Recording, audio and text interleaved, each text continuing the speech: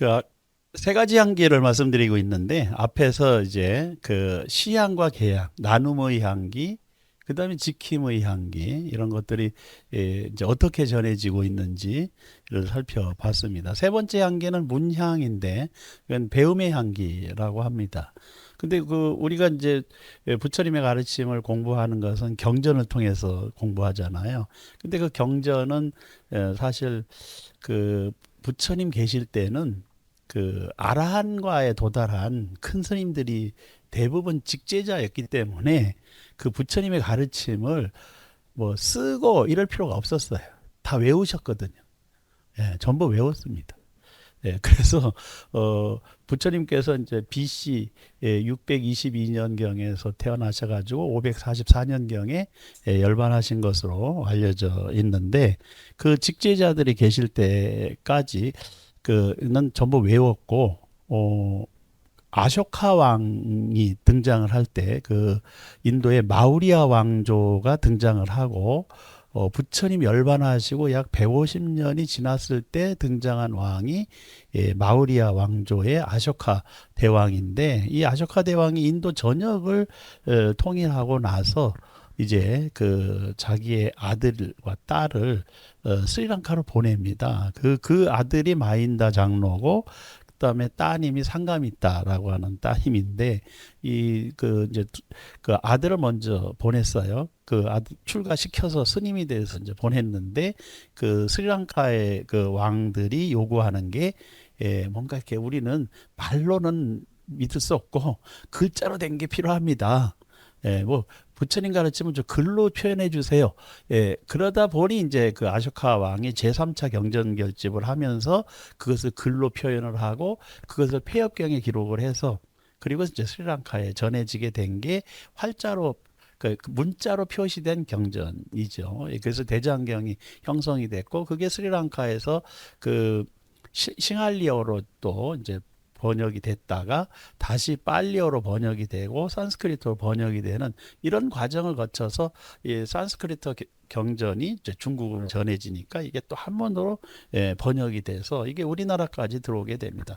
오랜 과정 속에서 이 수많은 그 큰 스님들, 고승 대덕 스님들과 그 스님들과 함께 또 정진했던 또 선지식들이 있잖아요. 제가불자도 포함해가지고 그런 많은 분들의 노력으로 이 이제 경전이 이제 전해지게 됐고, 근데 이제 그런 가르침들이 고려 시대에 와가지고 대장경으로 조판이 됩니다. 그때는 활자가 이제 목판 인쇄술은 있으니까 그 목판에 이걸 새겼죠, 글씨를. 제가 승가대학의 교수가 된 게 1990년 7월 달에 교수가 됐습니다. 그래서 한 2년 있다가 그 스님들하고 뭘 만들었냐면 서각회를 만들었어요. 30여 년 동안 지도교수를 했습니다. 서각회 지도교수. 왜 서각회 지도교수를 했냐? 그것은 이 대장경이 조판되는 이 대장경을 조판할 때 그 마음을 스님들과 함께 기리고 그 다음에 그 전통을 이어가는 게 필요하다. 그리고 이 서각이 경전을 파면 이게 공부도 되고 수행도 된다는 겁니다. 저는 이렇게 상세한 대장경의 글씨를 파진 못했어요. 실력이 없습니다. 제가 서각에 그래가지고 저는 이제 그 스님들의 선필 뭐 사자성어로 된 선필 이런 걸 몇 개 파기도 하고 뭐 육바라밀도 파기도 했는데 여하튼 그걸 제가 서각을 해보면서 이 글자를 파는 게 얼마나 힘들고 어려운 일인지 그리고 엄청난 사람들이 동원된다라는 걸 알게 되었어요. 그러니까 이 대장경 조판이라고 하는 건 수많은 사람들의 수행력과 그 다음에 그 나눔과 그 지혜의 결정체다 이렇게 볼 수가 있고 이게 이 대장경은 이 동아시아의 문화의 상징이에요. 그래서 이제 그 고려에서 초조대장경을 판각을 했는데 그 초조대장경 판각할 때 그것을 주도했던 많은 스님들이 계셨겠죠. 한 스님만 계셨던 건 아닙니다. 많은 스님들 수백 명의 스님들이 개입을 했고 또 고려 그 글도 쓰시고 이게 대장경 조판하려면 일단 경전을 다 수집해야 되잖아요. 그걸 수집하고 그다음에 그걸 다 읽고 해석할 줄 알아야 되는 거예요. 분류를 하고 그리고 그것을 또 써야 되잖아요. 그래서 그 화선제도 놓고 일일이 그 쓰고, 그리고 쓰면은 실수도 할 수 있잖아요. 교감을 해야 됩니다. 교감. 틀린 거 찾아내고 다시 쓰고, 그 많은 과정을 거쳐서 이제 그걸 써놓으면 이제 그걸 벌써 쓴 것을 엎어놓고 나무에 붙여서 이제 파기 시작을 합니다. 그 파면은 판각이 제대로 되는지 또 이걸 교열하고 감수하고, 만약 누가 잘못 봤다 그러면 다시 빼서 다시 파고 뭐 이런 과정이 거쳐서, 그래서 대장경판이 이제 만들어지게 됐는데, 초조대장경을 조판할 때 그 많은 결정적인 기여를 했던 스님으로 지광국사 해린 스님을 꼽고 있습니다. 그래서 지광국사 해린 스님 원주 법천사지가 있어요. 그래서 이 얘기 들으시는 분들은 한번 가보시길 바랍니다. 원주의 법천사지, 아주 그 광대한 그 사찰이 이렇게도 컸었어? 이렇게 이제 놀랄 수 있는 절인데, 거기에 그 박물관이 세워졌어요. 그리고 지광국사 탑이 있습니다. 이 지광국사 탑이 6.25 때, 이게 그 지광국사 탑이 너무나 아름답고 화려해서 불교 조각 건축에, 그 석조 건축의 꽃이라고 할 수 있을 정도로 그렇게 아름답습니다. 직접 눈으로 보면 정말 대단해요. 그런데 그걸 일본 사람들이 반해가지고 일본으로 훔쳐갔어요. 그런데 그 당시 조선 총독이 그걸 알았어. 내 허락도 안 받고 훔쳐가? 해가지고 다시 또 갖고 왔습니다. 일본으로 간 걸 다시 또 끌고 왔어. 그래가지고 그 총독부 안에다가 또 그걸 세워놨었어요. 근데 그 총독부가 나중에 국립중앙박물관이 되잖아요. 6.25 때 폭격을 맞아가지고 이 지광국사 탑이 12,000조각으로 나눠졌습니다. 산산조각이 된 거죠. 그래가지고 이걸 또 그 이승만 대통령 때 복원을 또 했는데, 그때는 또 복원 기술이 또 엉성하니까 세면으로 뭐 적당히 이렇게 해서 붙였어. 이제 최근에 이걸 보니까 야, 저건 잘못됐네. 그래가지고 또 다시 해체를 다 했습니다. 12,000조각을 해체를 다 해가지고 다시 이제 그 유사한 돌을 찾아서 조각을 해가지고 없는 부분은 만들어 붙이고 해가지고 완성이 된 지광구사 탑을 이제 저기 법천사지 박물관에 모셔놨습니다. 그래서 우리는 가서 꼭 봐야 되는데, 그 속에 그 지광국사 탑의 그 탑 하나에 담겨져 있는 어마어마한 문화적 역사적 의미가 있다는 거예요. 그래서 이 탑을 훔쳐간 일본 사람이 있고, 탑의 가치를 알아본 일본 사람이 있는 거지. 그러니까 제정신이 있는 일본 사람은 이게 있던 자리에 다시 와야 된다. 그런데 한국에 오니까 이 법천사지로 와야 되는데, 그게 이제 총독부에다 갖다 놓은 것만도 다행이지만 그 관리에 문제가 있었다는 거죠. 그래서 여하튼 그 지광국사 탑비가 그렇게 화려하게 만들어지게 된 건 누가 만들었다? 왕실이 만들었다. 그 왕실에서 그렇게 국사의 칭호를 주면서 존경할 정도로 이 스님의 업적이 컸다, 이런 의미가 되는 거죠.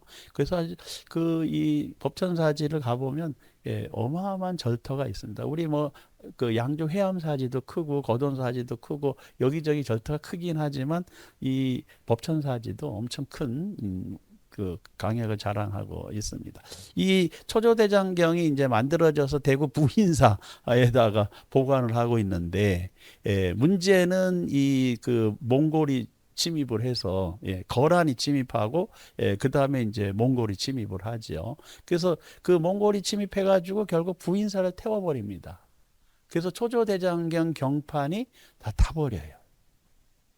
그게 이제 문제가 됩니다. 그래서 이 해린 지광국사는 이제 이걸 주도하였으면 하면서 이제 56년에 왕사 국사로 이렇게 오르시게 되고, 물론 이 스님 혼자 하신 건 아니겠지요. 수많은 스님들이 개입을 하셨겠지만, 공헌을 하셨겠지만, 그래도 주도하는 지도자가 있으니까 이게 가능했다, 이렇게 봅니다. 여튼 부인사의 초조대장경이 다 불타버리는 안타까운 일이 벌어지게 되고, 그래서 이제 그 초조대장경이 만들어지고 속장경이라는 게 다시 만들어지는데, 대각국사 의천 스님이 이제 조성하시게 되죠. 의천 스님은 고려 문종의 넷째 아들인가 그렇습니다. 왕자죠. 그러니까 왕실의 지원을 받으니까 이제 중국에서 엄청난 또 경전들 이게 그 논서들을 모아와 가지고 다시 정리를 해서 다시 이제 또 팝니다. 그래서 속장경이 만들어졌는데 이게 1232년에 이제 소실이 되니까 이제 고려 무신 정권 때 다시 이 1236년에 이 제조대장경 이제 두 번째 제조대장경을 또 만들게 되는 거죠. 그래서 여튼 해인사의 대장경이 이렇게 만들어지게 된 배경들은 이제 이게 그 초조대장경을 만들고 그 다음에 또 다시 보완했다가 제조대장경을 만드는 이 과정에요. 동아시아의 문화 주도권 싸움이 있었다는 거예요. 고려시대 때 그 초조대장경이 만들어질 때 그 중국에 이제 그 관판 대장경이 넘어와가지고 그걸 받아들이는 겁니다. 송나라 때. 문제는 그 송나라가 망해가는 시기였어요. 그러니까 송나라가 망할 때 그 북쪽에 거란이 큰 국가를 형성하고 있었거든요. 그러니까 송하고 거란하고 열심히 싸웠는데 그 고려가 고려대장경을 받아들이면서 어느 편에 섰어요, 줄을? 송나라 편에 선 거죠. 그러니까 거란이 보기엔 괘씸하거든. 그래서 쳐들어온 거예요.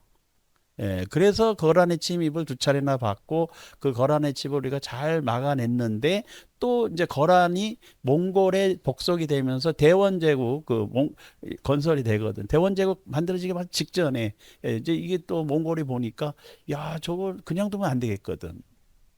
그래서 이제 그 고려에 쳐들어와 가지고 싹 불질러 버립니다. 일종의 군사 전쟁이지만 문화 말살 정책이기도 하다. 대장경을 없애고 부인사를 불태우고 근데 황룡사 9층 탑을 불태웠어요.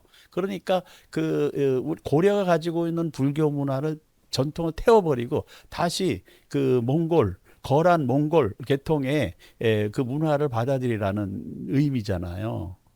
근데 이제 거기에 그 라인에 안 서니까 지금도 우리가 국제 정치적으로 어느 라인을 서느냐가 굉장히 중요한 문제입니다. 그 결정적일 때 한반도는 줄 잘 서야 되는데 줄을 잘못 서는 바람에 근데 또 나름 우리도 고집이 있잖아요. 문화 강국으로서.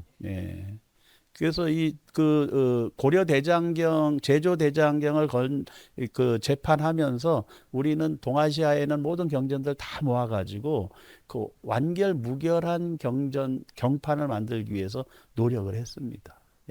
그래서 그게 이제 8만 1,000장이 넘는 경판을 만들고 세계문화유산이 되고 사실은 경판을 만든 이유는 그 경판에 있는 경전의 내용을 전수하기 위함인데 경판을 내용은 공부 안 하고 경판만 신앙으로 모시는 문화가 있긴 해요. 그런데 이제 우리 경판이 팔만대장경, 제조대장 경판이 중요한 것은 전 세계에 그 목판 경판본이 남아있는 게 없는 거예요. 남아있는 게 없습니다.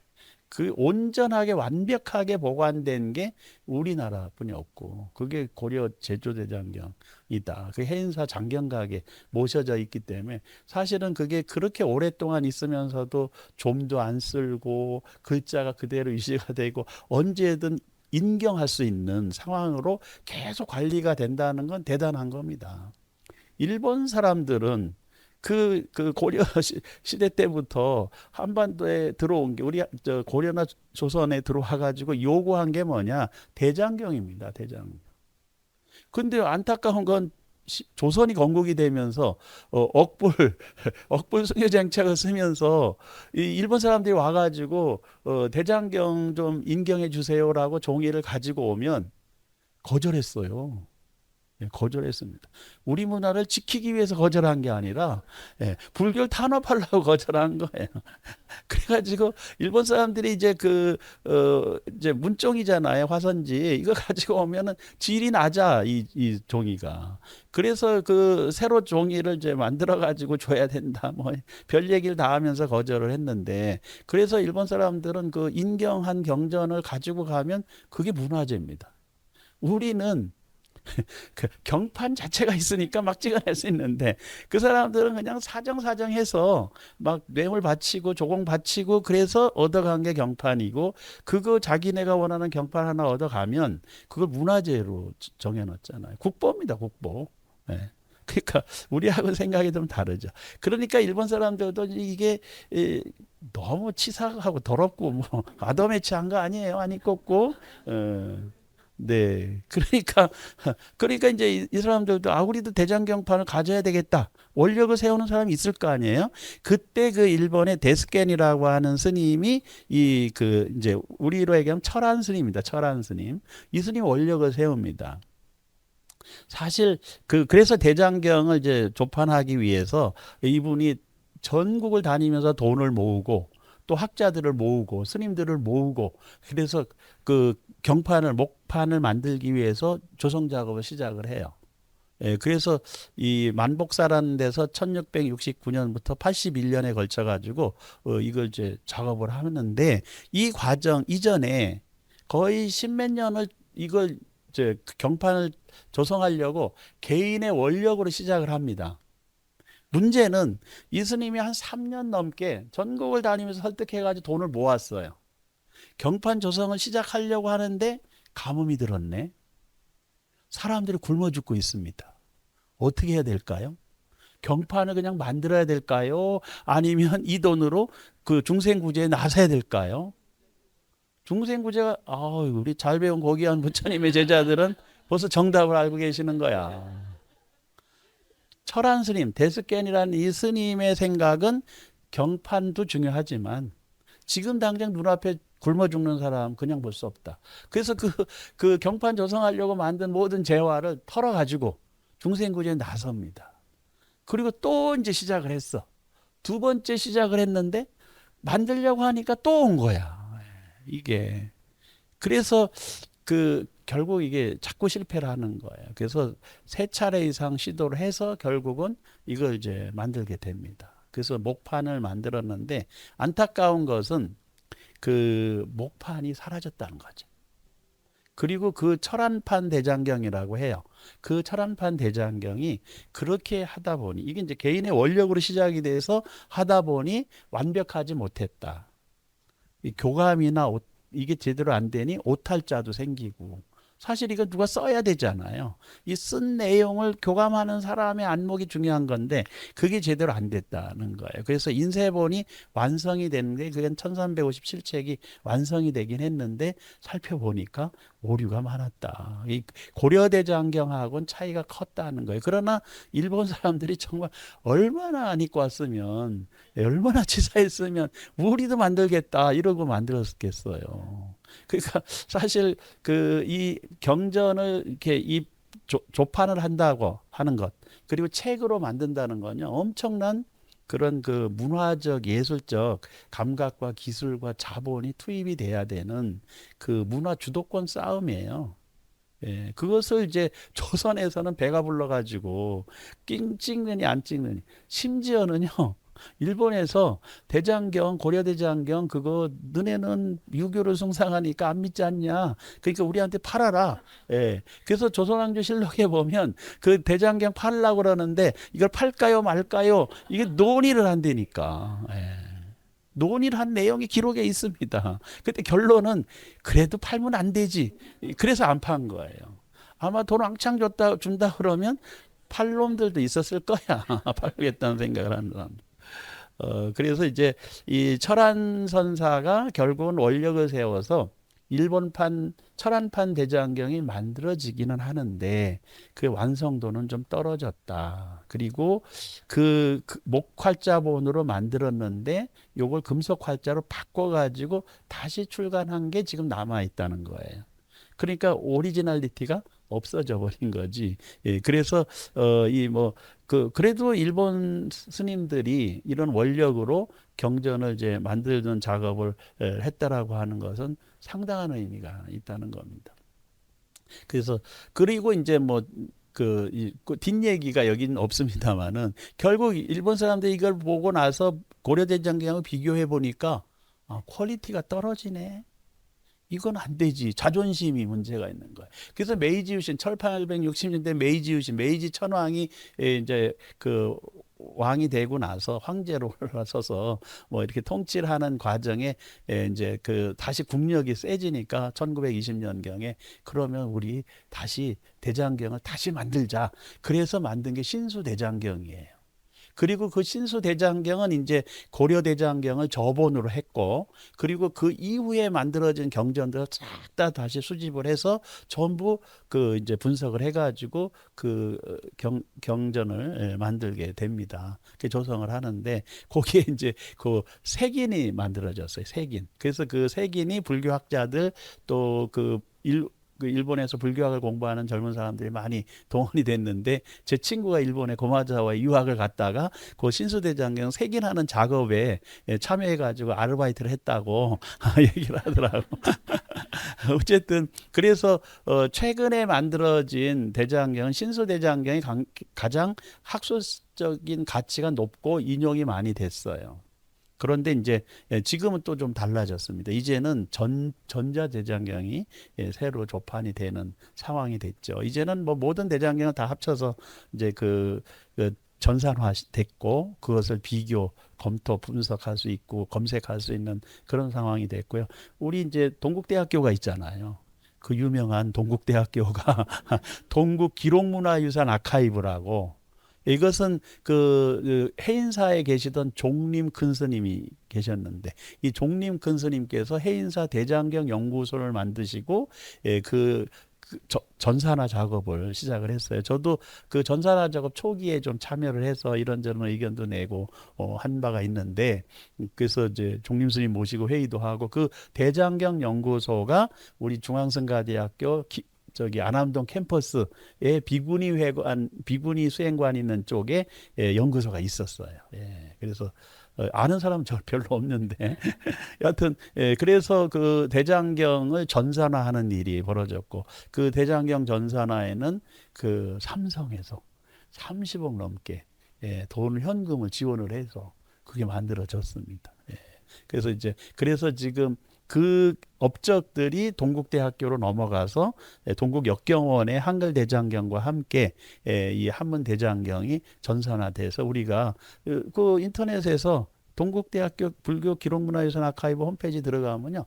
경전 원문, 번역문, 그 다음에 경판까지 다 검색이 가능해요. 이제 새로운 시대가 온 거죠.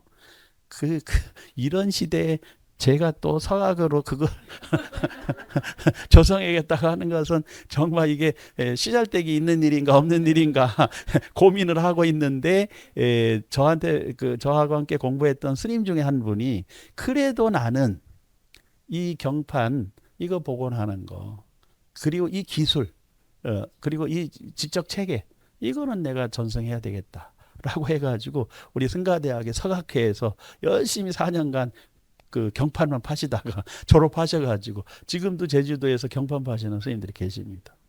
혹시 경판이 필요하시면 저한테 얘기하시면 그래서 이제 그 스님이 계시니까 그래도 이게 그 누군가에 의해서는 이게 전승이 되고 있구나. 그리고 어떻게 보면 이게 굉장히 어리석은 막 인공지능 시대에 전산 대장경이 판을 치고 있는데 그거 파는 게 무슨 의미가 있을까? 그러나 그 문화를 전승한다는 의미에서는 또 우리 불자들이 관심을 가져야 된다고 봅니다. 그래서 이제 이 그 문향이 그렇게 해서 배움의 향기가 우리 불교는 대장경으로 해서 수많은 이제 가르침들이 전해지고 있다 이 얘기입니다. 그래서 그 시향, 계향, 문향이라고 하는 세 가지 향기가 덕의 향기를 만드는데 이게 7가지 성스러운 재산으로 다시 설명이 됩니다. 부처님의 가르침으로. 그래서 이제 안구따라니까야 제7권에 보면 이 칠성제라고 하는 가르침이 기록이 되어 있어요. 그런데 이 칠성제 중에서 3가지는 앞에서 말씀드렸잖아요. 그러니까 그 3가지 향기가 3가지 성스러운 재산이 됩니다. 그 중에서 이제 그 시제, 그 다음에 그 계제, 문제 요 3가지 여기 256이네. 256. 이거는 이미 이제 앞에서 향기에서 재산이 성스러운 재산이 됐구나. 이렇게 이제 알 수 있고, 그러면 나머지 네 가지가 덧붙였네. 이렇게 이제 기억이 될 수 있다고 봅니다. 그래서 칠성제 중에서 이게 신제라고 하는 건 믿음의 재산. 이건 뭐 우리 화엄경에 나오는 얘기입니다. 신이 도원 공덕 그 이제 믿음은 도의 근원이고 공덕의 어머니다. 그리고 일체의 선근을 길러내는 뿌리가 되고, 그 다음에 의심의 그물을 끊고 애정에서 벗어날 수 있는 그 공부가 바로 믿음에서부터 출발한다는 거예요. 그리고 이게 열반의 위 없는 길을 열어 보이는 것도 결국 믿음에서 시작이 된다는 겁니다. 문제는 불자님들이 이러한 그 신심을 올바로 잘 확고하게 갖고 계시냐? 이거는 이제 그 반성해 볼 문제가 있습니다. 그래서 그 아까 대장경 얘기를 조금 더 한다면 그 대장경이 이 많은 돈과 사람들이 투입이 돼야 되는 건데 그 속에 그 신심이 포함이 돼 있다는 거예요. 그래서 어느 스님이 난 고려 대장경 조판하는데 참여하고 싶습니다. 그러니까 이제 시험을 봐야 돼요. 무슨 시험을 볼까요? 읽을 수 있느냐, 쓸 수 있느냐. 근데 이제 경판을 조성하려면 글을 써야 되니까 시험을 봤는데, 스님이 글씨가 필체가 안 좋은 거야. 떨어졌어요, 1차 시험에. 그래가지고 이 스님이 열심히 이제 글씨 연습을 하신 거예요. 그리고 이제 글씨를 썼는데도 자꾸 부족해. 그러니까 나중에는 이 손가락을 뜯어서 피로 다 혈서로 이 글씨를 썼어요, 경문. 나는 이런 신심이 있다. 그래서 이제 대장경 조판에 참여한 스님이 계시다는 겁니다. 또 어떤 사람은 이 목재를 구입하는데 제가 불자가 나도 나무를 한 판이라도 사서 공양을 올리고 싶다. 그래서 나무를 구하는데 그 구하는 비용을 내기 위해서 자기 옷을 팔아가지고 경판 나무를 사는데 보탰다는 거예요. 그러니까 우리 그 대장경 8만 1천 몇백 장이 있는 그 경판들이 그냥 어느 날 국가에서 뚝딱해서 만들어진 게 아니고 수많은 불자들 또 수행자들의 신심의 결정체라는 겁니다. 이게. 그 신심의 결정체가 팔만대장경으로 만들어졌다. 우리는 팔만대장경이 조성된 모습을 보고 생각을 하는데 꼭 그렇지 않다. 그 이면에 있는 걸 보자는 거예요. 그게 사람 사는 얘기라는 겁니다. 우리도 요즘 한국의 사찰들도 그렇게 운영이 되고 있어요. 여러분들이 신심과 원력으로 낸 보시금이 사찰 운영의 토대가 됩니다. 안타깝게도 요즘 불자가 줄어드니 불자들의 신심과 원력으로 이루어지는 불사는 거의 없는 상황이에요. 지금 국고에 의존하지 않으면 안 되는 상황으로까지 가는 건 안타까운 일입니다. 그러나 이제 또 다시 불자들이 신심을 내고 그러면 이제 새로운 불사가 또 이루어지라고 저는 보긴 합니다만은, 그래서 이제 그 삼신보시라고 하는 것이 있어요. 세 가지 믿음을 바탕으로 보시를 실천해야 된다는 얘기인데 그게 이제 신의, 신식, 신제예요. 그러니까 스님들에게 의복을 보시하는 일, 또 스님들에게 음식을 보시하는 일, 사찰이 유지되기 위해서 제시를 하는 일들이 전부 신심이 바탕이 돼야 된다는 얘기입니다. 그래서 부처님 계실 때도 수행자에게 신심으로 의복, 음식, 거처, 약 이런 공양을 베푸는데 이것을 이제 사공양이라고도 하고, 그것은 삼신보시의 정신이 깃들여져 있다 이렇게도 얘기를 합니다. 사실 이 믿음이라고 하는 것은 사회 구성의 아주 중요한 그 토대입니다. 토대. 그리고 사회적 신뢰를 구축한다라는 것은 신심이 있어야 된다는 거예요. 우리는 신심을 종교적으로 해석을 하지만 그런 우리가 불교를 믿는 사람, 부처님의 가르침을 믿는 사람들이 사실 밖에서 사기치진 않잖아요. 올바른 신심이 있는 사람은 많은 사람을 이익되게 하고 향상의 길로 나아가길 바라고 행복하길 바라기 때문에 나쁜 일을 하지 않는다는 거예요. 올바른 신심을 가지고 있는 사람들은. 그래서 이제 그런 그 믿음의 사회, 이게 이제 그 우리 그 고려 조선 때 송도의 그 사개치부법이라고 이미 그 복식 부기장부가 있었다는 거예요. 그러니까 하나의 거래가 이루어지면 네 군데 장부에 기록을 한다. 그게 사개치부법입니다. 네 개의 장부에. 그래서 그 물건을 파는 사람 장부, 사는 사람 장부, 그 다음에 이제 물건에 관련된 물품 장부, 또 뭐 그런 금액 장부 이런 것들이 뭐 채권 채무 관계나 이런 게 상세하게 기록이 됐다. 이제 그런 기록들이 신용사회로 가는 굉장히 중요한 거고, 그래서 이 송도의 그 상인들은 무담보 거래도 많이 했다는 거예요. 이미 조선시대에도.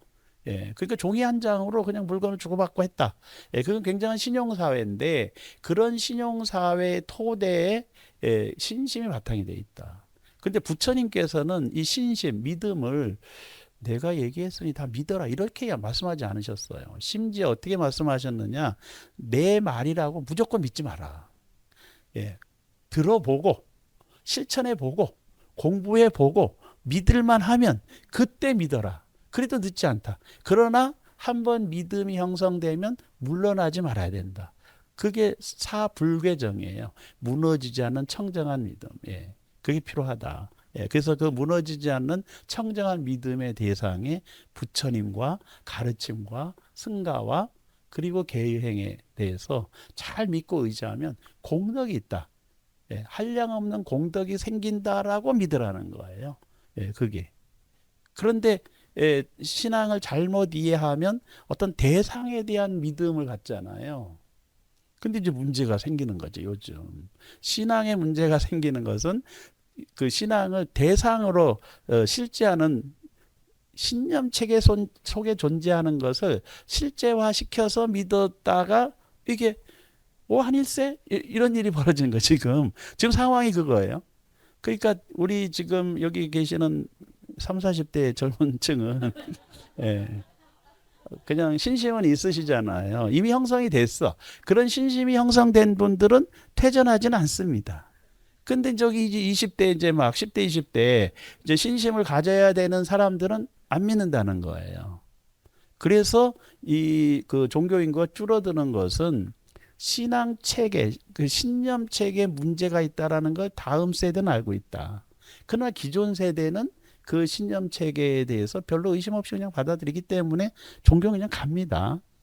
그런데 새로운 세대들이 그걸 안 믿는다. 그러니까 종교 인구는 줄어든다. 이건 뭐 우리나라 문제가 아니라 전 세계 공통적인 문제입니다. 그러니까 종교가 바뀌어야 된다는 거예요. 안 바뀌면 어떻게 된다? 안 믿는다는데. 믿도록 해달라는데, 그렇잖아요.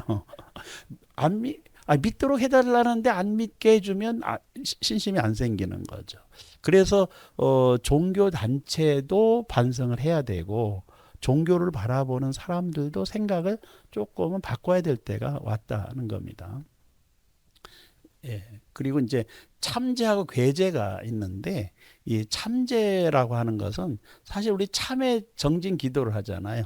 그 제가 오늘 여기 이제 오려고 하는데 고대 학보사 기자라고 해가지고 문자를 보냈어요. 그 저한테 인터뷰를 하자. 내가 말로 하는 인터뷰는 말재주가 없어서 못하고 글로 하는 인터뷰는 해주겠다. 그래가지고 이제 그 질문지를 보내라 그랬더니 새벽에 보냈어요.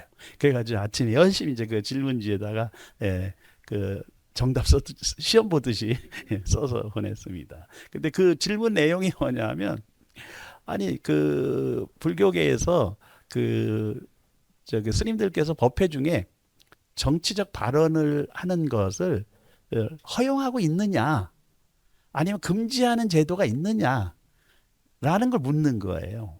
그런데 그랬지. 아니 우리는 스님들이 법회 중에 어떤 정치적 발언을 해야 된다거나 할 수 있다거나 허용이죠. 하지 말아야 된다거나 금지잖아요. 그런 조항은 없다. 종원종법에 그건 없다. 그러니까 그런데 그러면 스님들이 마음대로 정치적 발언을 하시느냐? 그것도 아니다. 왜냐하면 듣는 신도들 중에 정치적 이해관계가 다른 분들이 있잖아요. 여기도 이렇게 이쪽도 있고 저쪽도 있네. 예, 그러니까 이쪽 얘기하면 저쪽에서 싫어하고 저쪽 얘기 이쪽에서 싫어하니까 스님들이 함부로 말씀하시면 안 된다는 걸 경험을 알고 있는 거죠. 그리고 또 하나는 불교는 이제 그 중도에서 벗어나면 아무리 좋은 거라도 잘못됐다. 양극단에서 벗어나라. 이게 부처님 가르침이잖아요. 그러니까 아무리 좋은 얘기를 해도 극단에 치우쳐서 얘기하면 안 된다라는 게 그 스님들이 수행 과정에서 철저하게 익히는 공부입니다. 우리 연기, 공, 중도 이 세 가지. 이게 불교의 핵심이잖아요. 그 중도의 가르침을 체득한 스님들께서 부질없이 어느 쪽에 서가지고 얘기할 필요가 없는 거예요. 그럼에도 불구하고 예, 가끔 한두 분이 유튜브 나와서 엉뚱한 소리 하는 분이 있어. 그럼 그분들이 그런 얘기를 한다고 종단에서 제재를 할 수 있나요? 규정이 없습니다. 그러니까 또 물어. 그러면 어떻게 제재를 하냐?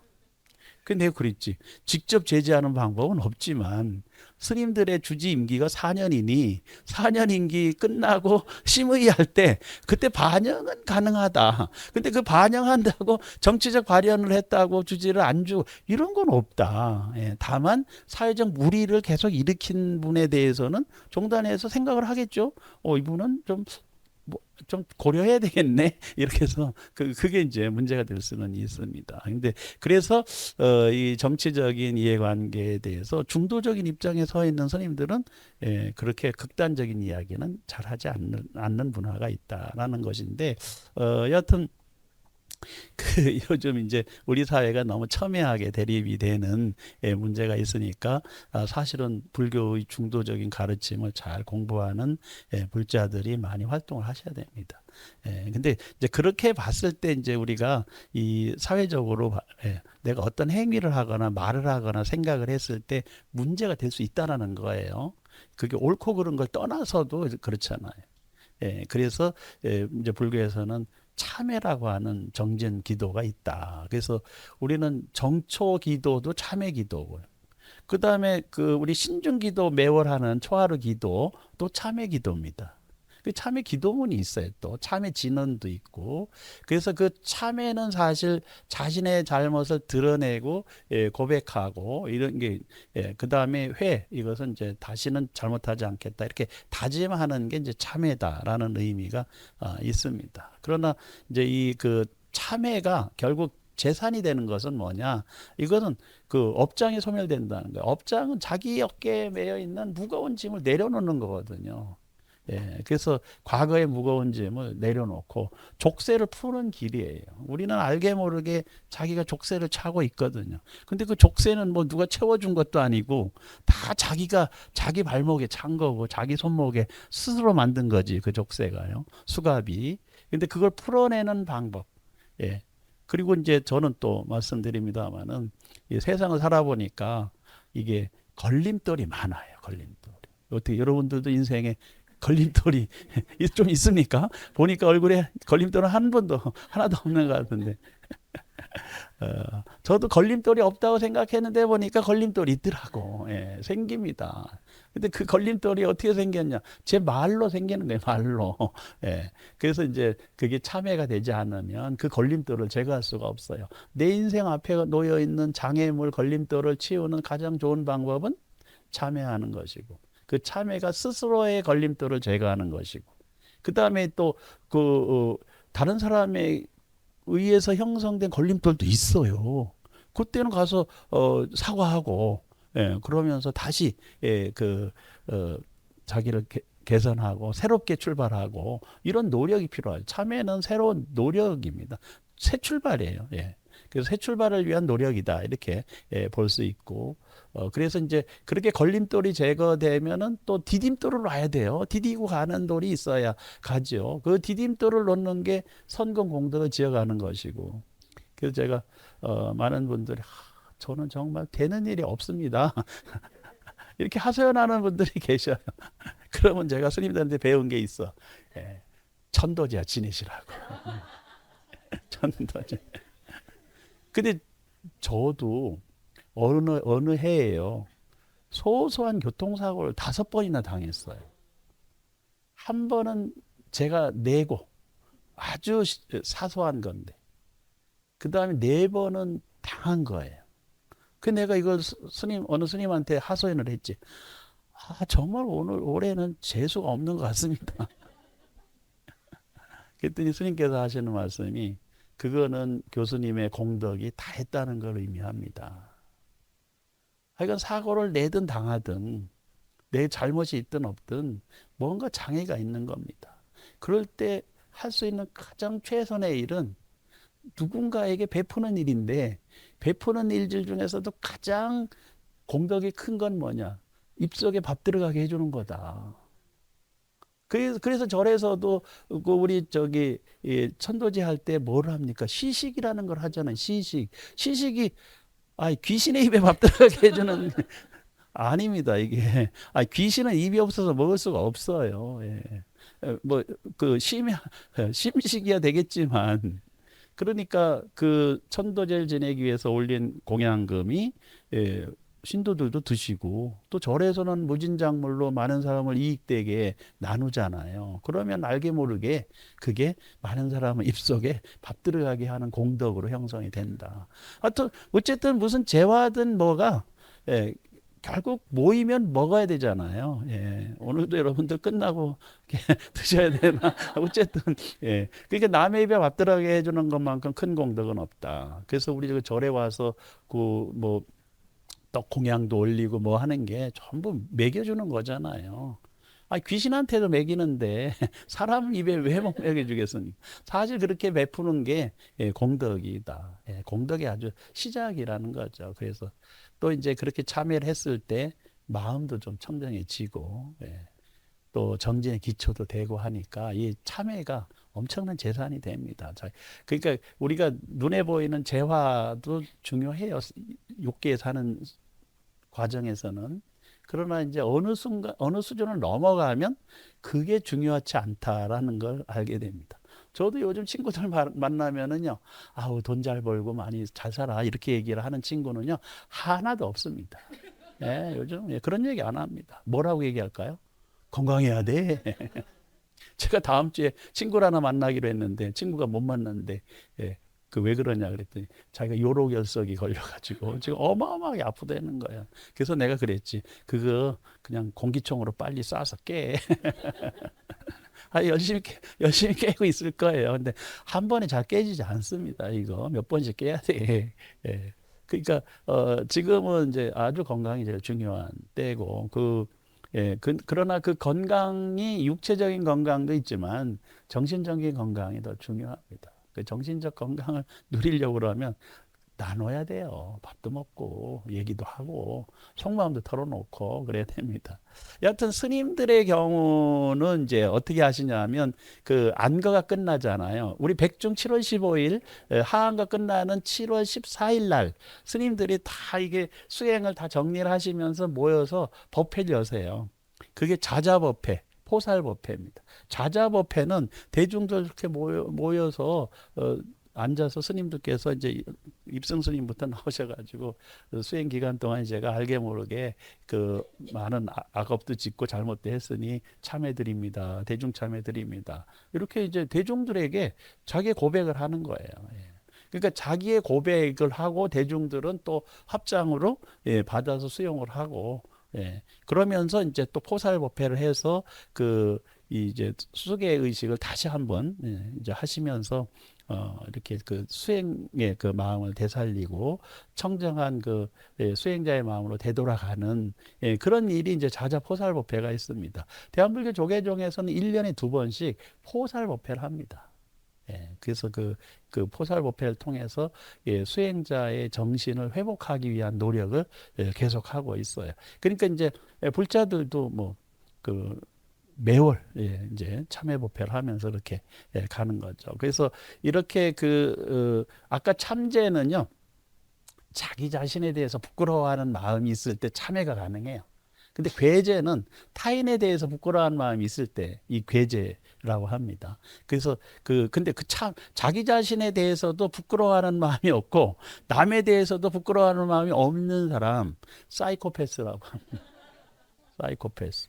여기 부끄러워할 줄 모르면 사이코패스예요. 근데 자기 자신에 대해서는 부끄러워하는 마음이 좀 있는데 다른 사람에 대해서는 그게 없는 경우도 있어요. 그럼 소셜패스라고 해요. 그 사이코패스, 소셜패스가 뭐 이제 그 병리학적 용어긴 하나 참재하고 괴재와 연결시켜서 생각해 볼 수 있다는 겁니다. 그래서 이제 이 괴재라고 하는 것도 아주 중요한 재산이다. 그러니까 부끄러워할 줄 아는 것이 자기를 제재하고 제어하고 절제할 수 있는 중요한 그 심리적 동기가 되는 거기 때문에 그래서 이게 재산이다. 자기를 지키는 재산입니다. 그 다음에 이제 혜재라고 하는 것은 지혜의 재산인데 이 지혜를 어떻게 얻을까?